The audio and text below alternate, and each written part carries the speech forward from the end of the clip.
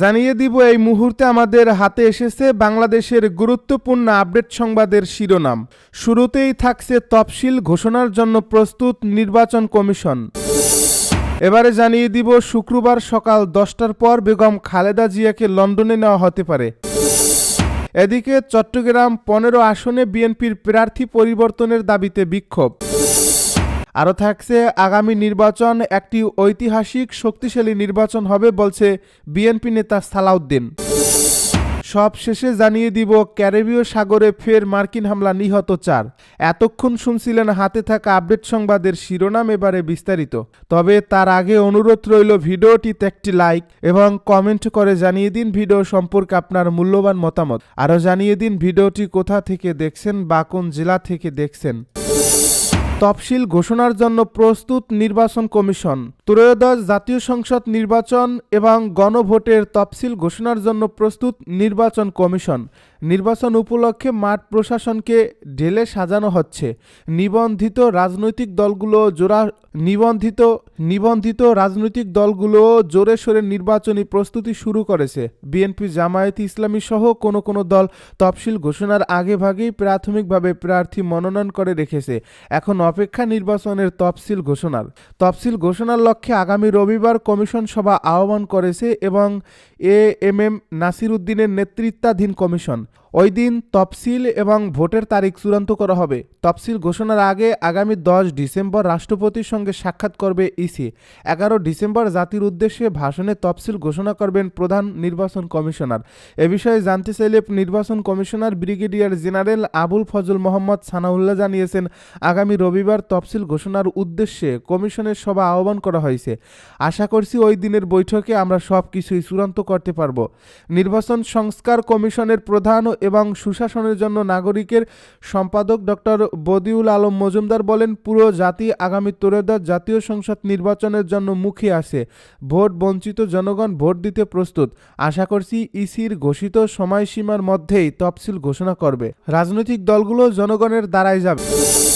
শুক্রবার সকাল 10টার পর বেগম খালেদা জিয়াকে লন্ডনে নেওয়া হতে পারে। এভার কেয়ার হাসপাতালের করোনারি কেয়ার ইউনিটে চিকিৎসাধীন বিএনপি চেয়ারপারসন ও সাবেক প্রধানমন্ত্রী বেগম খালেদা জিয়াকে লন্ডনে নিতে কিছুটা বিলম্ব হতে পারে।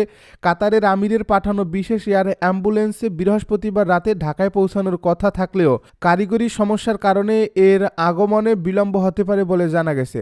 এছাড়া বিএনপির ভারপ্রাপ্ত চেয়ারম্যান তারেক রহমানের স্ত্রী ডাক্তার জুবাইদা রহমান বৃহস্পতিবার লন্ডন সময় সন্ধ্যা 6টায় বাংলাদেশ বিমানের ফ্লাইটে ঢাকার উদ্দেশ্যে রওনা হবেন। তিনি শুক্রবার সকাল 9:30টায় ঢাকায় পৌঁছাবেন বলে জানা গেছে। বিএনপি মিডিয়া সেলের সদস্য আতিকুর রহমান রুমন এসব তথ্য নিশ্চিত করেন। বৃহস্পতিবার রাতে বিএনপি মিডিয়া সেলের সদস্য সাইরুল কবির খান বলেন, বিএনপি চেয়ারপারসনকে বহন করার জন্য কাতার আমিরের পাঠানো বিশেষ এয়ার অ্যাম্বুলেন্সের কারিগরি সমস্যার কারণে যাত্রা বিলম্ব হবে। এয়ার অ্যাম্বুলেন্স কাতার থেকে উড্ডয়নের পর আপনাদেরকে জানাবো। চট্টগ্রাম 15 আসনে বিএনপির প্রার্থী পরিবর্তনের দাবিতে বিক্ষোভ। চট্টগ্রাম 15 আসনে বিএনপির মনোনীত প্রার্থী নাজমুল মোস্তফা আমিনের মনোনয়ন পরিবর্তনের দাবিতে সড়ক অবরোধ করে বিক্ষোভ করেছেন আরেক মনোনয়ন প্রত্যাশীর অনুসারীরা। বৃহস্পতিবার সন্ধ্যায় সাতকানিয়া উপজেলার কেরানীহাটে চট্টগ্রাম কক্সবাজার মহাসড়ক অবরোধ করে এ মশাল মিছিল করেন মনোনয়ন প্রত্যাশী চট্টগ্রাম দক্ষিণ জেলা বিএনপির যুগ্ম আহ্বায়ক মুজিবুর রহমানের অনুসারীরা। এই মশাল মিছিলটি কেরানীহাট গরুর বাজার থেকে শুরু হয়ে গোল চত্বরে গিয়ে শেষ হয়। মশাল মিছিলে বিএনপি যুবদল, স্বেচ্ছাসেবক দল ও ছাত্রদল সহ বিএনপির অঙ্গ সংগঠনের নেতাকর্মীরা অংশ নেন। মশাল হাতে বিক্ষুব্ধ নেতাকর্মীরা বলেন, চট্টগ্রাম 15 আসনে জনগণের প্রার্থী মুজিবুর রহমান চেয়ারম্যানকে বঞ্চিত করে মনোনয়ন দেওয়ায় তৃণমূলের নেতাকর্মী সহ সাধারণ মানুষ ক্ষুব্ধ হয়েছেন।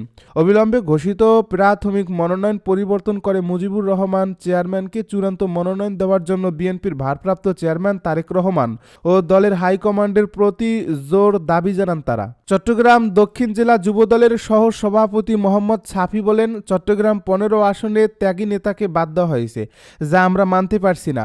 মনোনয়ন পরিবর্তন না করা পর্যন্ত আমরা আন্দোলন চালিয়ে যাব।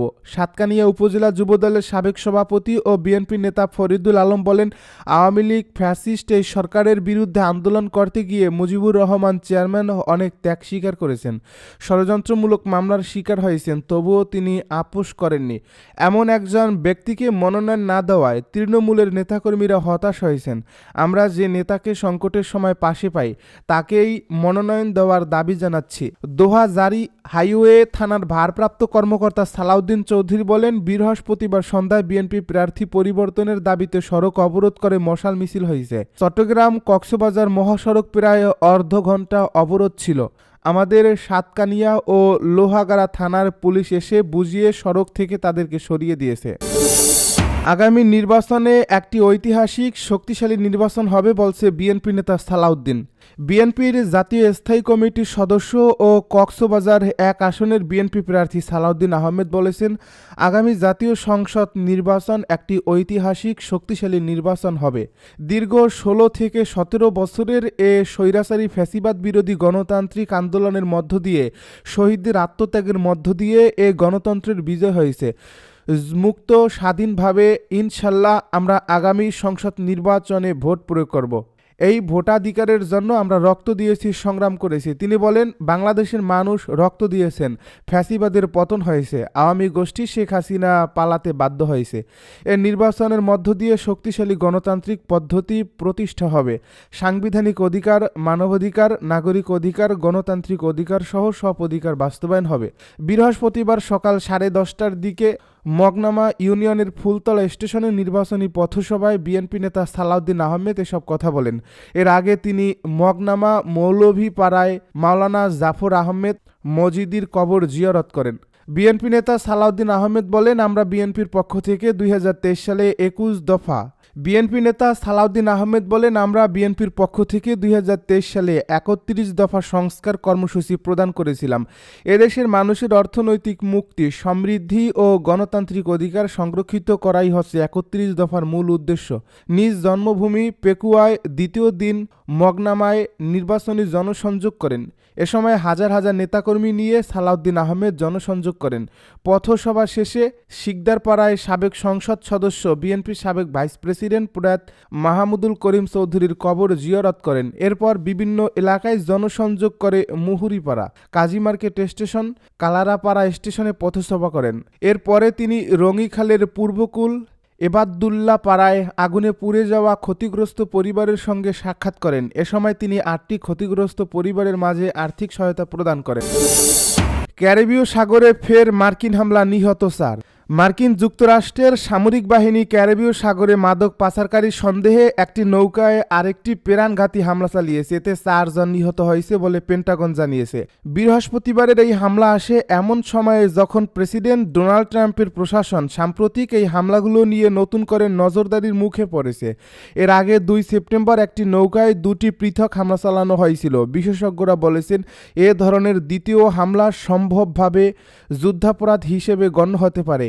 এক্স প্ল্যাটফর্মে এক পোস্টে মার্কিন সাউদার্ন কমান্ড জানায়, সর্বশেষ এই হামলার নির্দেশ দেন প্রতিরক্ষা মন্ত্রী পিট হেগসেথ। এ বিবৃতিতে বলা হয়, সামরিক বাহিনী আন্তর্জাতিক জলসীমায় একটি নির্ধারিত সন্ত্রাসী সংগঠনের পরিচালিত জাহাজের উপর প্রাণঘাতী কাইনেটিক স্ট্রাইক চালিয়েছে। তারা জানায়, গোয়েন্দা তথ্য নিশ্চিত করেছিল যে নৌকাটিতে অবৈধ মাদক ছিল এবং এটি পূর্ব প্রশান্ত মহাসাগরের একটি পরিচিত মাদক পাচার রুট দিয়ে চলাচল করছিল। নৌকায় থাকা 4 জন পুরুষ নার্কো সন্ত্রাসী নিহত হয়েছে। ট্রাম্প প্রশাসন এই মাসব্যাপী অভিযানে ইতিমধ্যে 80 জনেরও বেশি সন্দেহভাজন মাদক পাচারকারীকে হত্যা করেছে।